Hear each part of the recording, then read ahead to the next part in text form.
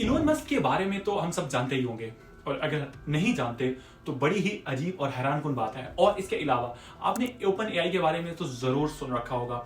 Open AI वही company है जिसने मशहूर जमाना जो आर्टिफिशियल इंटेलिजेंस मॉडल यानी चैट जीपीटी को डेवलप किया है, और ये कंपनी डैली 3 और सोरा जैसी एप्लीकेशंस डेवलप करने के लिए रिस्पॉन्सिबल है, या यही कंपनी है जिसने बनाई है, फाउंड की है।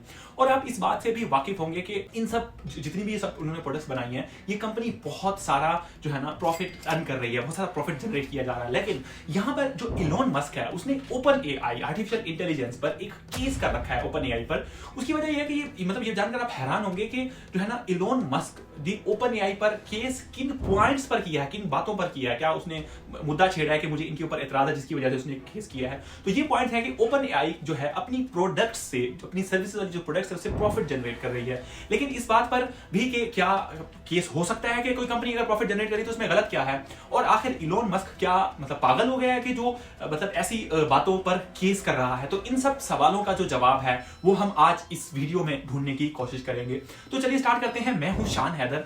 तो सबसे पहले हमें यह समझना है कि जो है ना ओपन एआई पर केस क्यों किया गया है।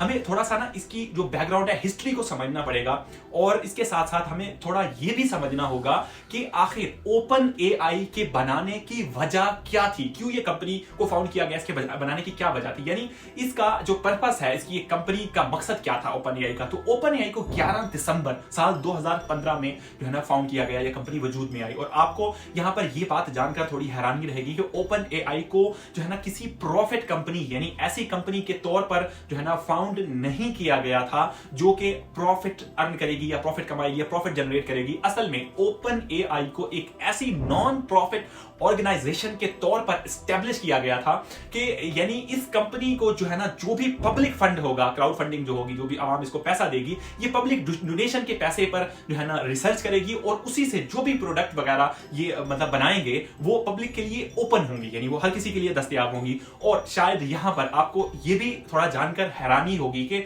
जो इलोन भैया है उन्होंने भी इन्हीं चंद पहले मतलब उन चंद पहले लोगों में शामिल हैं जिन्होंने ओपन एआई को डोनेशन या फंड दिया था साल 2015 में। इलोन मस्क ने तकरीबन ओपन एआई को $40 मिलियन की जो है ना डोनेशन दी थी, और जो ओपन एआई का एक जो है ना बोर्ड मेंबर भी बन गए थे। लेकिन इलोन मस्क ने साल 2018 में ओपन एआई के जो बोर्ड था उससे रिजाइन कर दिया।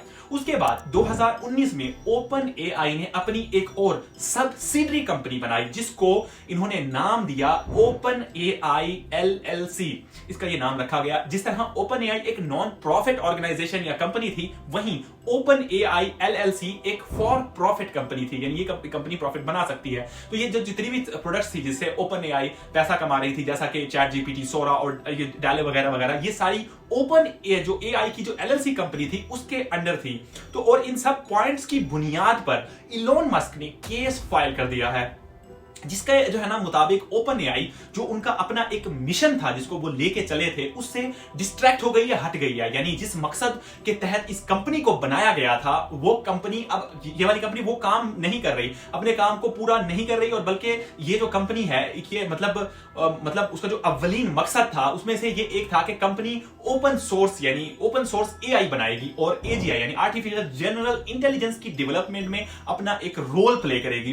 तो इस जो है ना केस में इलोन मस्क का कहना है कि ओपन एआई तमाम मॉडल्स उसके जो भी हैं उसने जो बना रखे हैं उनको ओपन सोर्स किया जाए, क्योंकि ऐसा कंपनी के चार्टर में लिखा है। ठीक है, जब ये बनी थी। तो इस केस में मजीद दूसरी बातें यानी कि और भी बहुत सारी बातों का जिक्र किया गया है इस केस में। कि एक बात इसमें बहुत अहम वो ये है कि इलोन मस्क ने जो ओपन एआई पर एक इल्जाम लगाया है कि जो कंपनी ने इंटरनली यानी AGI artificial general intelligence technology बना ली है, उनके पास ये तैयार है, रेडी है, जिसका नाम उन्होंने क्यू स्टार रखा है। अब इस तमाम केस का फ्यूचर क्या होगा हमें नहीं पता, लेकिन इस बारे में तो जो है ना फ्यूचर ही बताएगा कि केस का डिसीजन क्या आता है या कोर्ट क्या इसके ऊपर रूलिंग देती है। लेकिन ऐसा जरूर लगता है कि शायद इस केस का कोई खास या बड़ा फैसला हमें आता हुआ दिखाई नहीं देता। या तो ये केस जो है ना मतलब खारिज कर दिया जाएगा, या फिर कंपनी को कुछ स्टेप्स लेने का कहा जाएगा कि आप ये चेंजेस कर दें या इस तरह से कर दें, क्योंकि ये इतनी बड़ी बला बन चुकी है।